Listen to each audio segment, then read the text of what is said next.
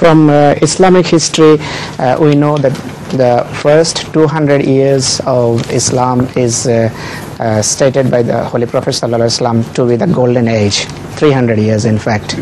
So in these 300 years, we know there are many tragic incidents happen. 3 Khulafa of Islam were martyred. Similarly, the incident of Karbala also took place. So what is the justification of... You see, it doesn't mean that martyrdom is bad.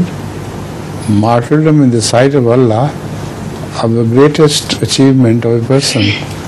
So Ahmad sallallahu alaihi wasallam is saying it in the light of what Allah has told him about martyrs.